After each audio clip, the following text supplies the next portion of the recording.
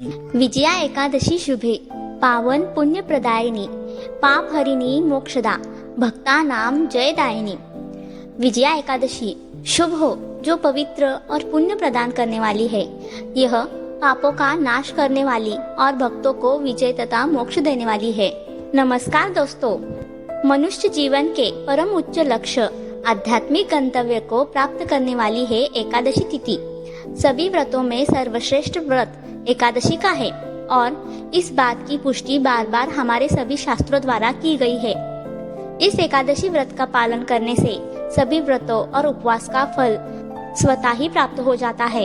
एकादशी व्रत पालन द्वारा भगवान श्री हरि की विशेष कृपा प्राप्त की जा सकती है और ऐसे ही विशेष एकादशी तिथि बस कुछ ही दिनों में आने वाली है। इस बार फाल्गुन मास के कृष्ण पक्ष में आने वाली एकादशी का नाम है विजया एकादशी। तो चलिए आज के इस वीडियो में जानते हैं कि आखिर इस बार यह एकादशी कब आ रही है और इस दिन के शुभ मुहूर्त और समय कौन कौन से हैं। प्रत्येक वर्ष फाल्गुन मास के कृष्ण पक्ष में आने वाली एकादशी को विजया एकादशी के नाम से जाना जाता है।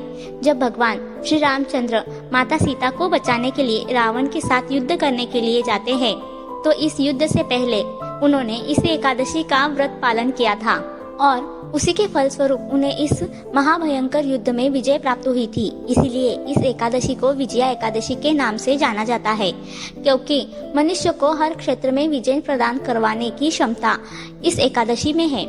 इस बार यह एकादशी आ रही है 24 फरवरी 2025 सोमवार के दिन। यह एकादशी तिथि प्रारंभ हो रही है 23 फरवरी 2025 रविवार को दोपहर 1:55 पर और पूर्ण होगी 24 फरवरी सोमवार को दोपहर 1:44 पर। इस प्रकार हम देख सकते हैं कि इस बार की एकादशी तिथि वैसे तो 23 फरवरी को ही आरंभ हो जा रही है, लेकिन क्योंकि हम अपने वैदिक शास्त्रों में किसी भी तिथि का व्रत पालन का आरंभ सूर्योदय से करते हैं, इसलिए हम इस बार की विजया एकादशी का पालन भी 24 फरवरी सोमवार के दिन ही करेंगे, क्योंकि इसी दिन प्रातःकाल सूर्योदय के समय में एकादशी तिथि विद्यमान है।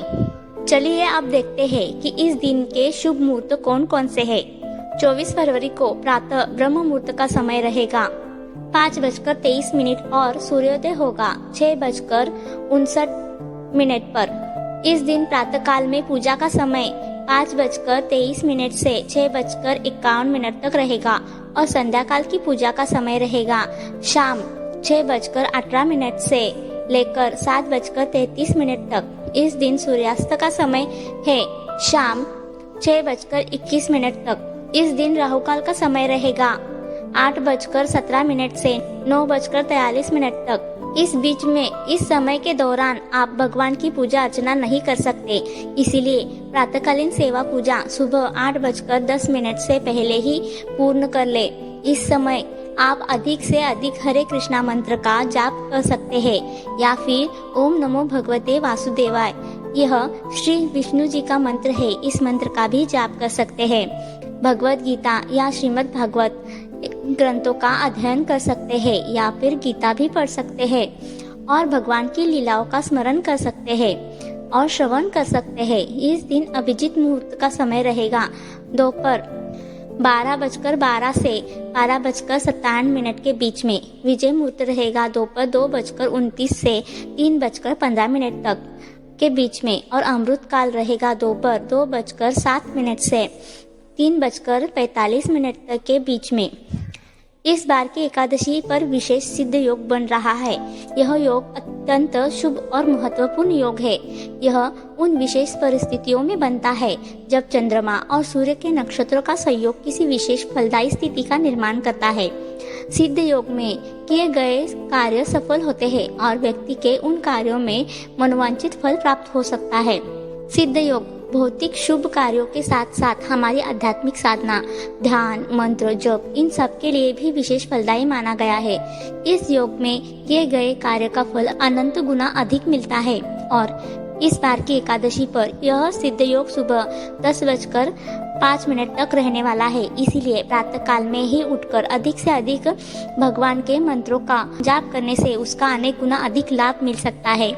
इस बार की एकादशी के दिन अग्निवास भी रहेगा, जिसमें अग्निदेव आकाश में स्थित होने के कारण यह समय किसी शुभ कार्य के लिए अच्छा नहीं माना जाता।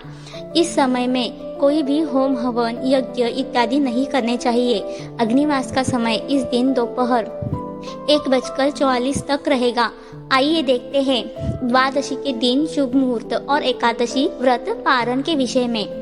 इस बार की द्वादशी तिथि का आरंभ हो रहा है 24 फरवरी 2025 सोमवार को दोपहर 1:45 से और पूर्ण होगी 25 फरवरी 2025 मंगलवार के दिन दोपहर 12:47 पर। उदया तिथि के अनुसार द्वादशी के दिन व्रत का पारण हम 25 फरवरी को ही करेंगे, क्योंकि 25 फरवरी को ही सूर्योदय के समय में द्वादशी तिथि उपलब्ध है। इसीलिए भले ही 24 तारीख को दोपहर के बाद द्वादशी तिथि आरंभ हो जाती है, लेकिन द्वादशी पर एकादशी व्रत का पारण हम अगले दिन यानी कि 25 फरवरी को ही करेंगे। द्वादशी के दिन यानी 25 फरवरी को प्रातः ब्रह्म मुहूर्त का समय है 5:22 पर और सूर्योदय होगा 6:58 पर।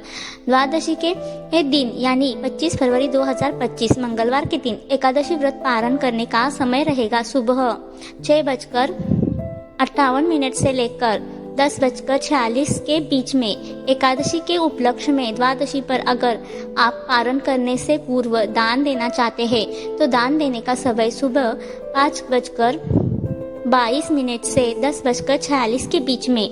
एकादशी का पारण निर्धारित समय के अंदर ही करना अत्यंत आवश्यक है और ऐसा ना करने से व्यक्ति का एकादशी व्रत पालन फल नष्ट हो जाता है। इसीलिए ध्यान से निर्धारित पारण समय के अंदर ही एकादशी व्रत का पारण और दान देने चाहिए। इस बार भी द्वादशी पर विशेष त्रिपुष्कर योग बन रहा है। इस योग में किए गए कार्यों का 3 गुना फल प्राप्त होता है और इसका अर्थ यह है कि अगर आप इस समय में शुभ कार्य करते हैं तो आपको 3 गुना अधिक सफलता और लाभ मिलेंगे, और अगर अशुभ कार्य करते हैं तो उसका भी दुष्प्रभाव 3 गुना बढ़ जाएगा। इस बार यह त्रिपुष्कर योग द्वादशी पर रहेगा सुबह 6:50 से लेकर 12:47 के बीच में। इस समय के अंदर आप किसी भी शुभ कार्य का आरंभ कर सकते हैं और इसमें आपकी सफलता के संयोग बढ़ जाते हैं। द्वादशी पूर्ण होने से पहले ही यह शुभ त्रिपुष्कर योग बन रहा है, इसलिए इस व्रत काल में स्नान, दान, जप और तप करने का सर्वोत्तम समय माना गया है। चलिए अब हम आपको संक्षिप्त में बताते हैं कि इस एकादशी व्रत पालन करने की विधि क्या है।